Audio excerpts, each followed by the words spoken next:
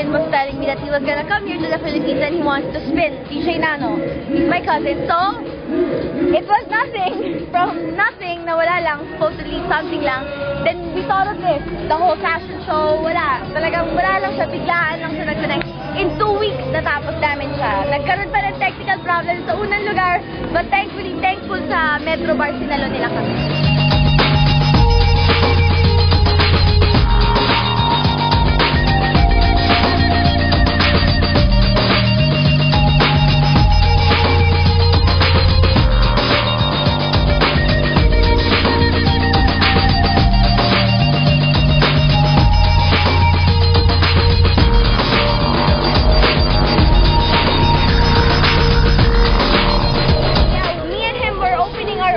Organizing a company, producing everything. So, yeah, we're gonna venture into that.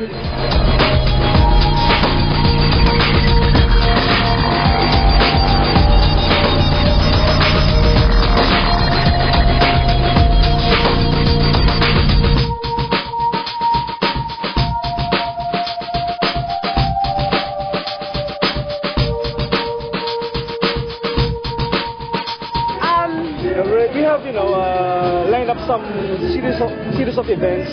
Like for example, I have an opening for a resort in Pende, Bulacan. His resort, we have an opening also.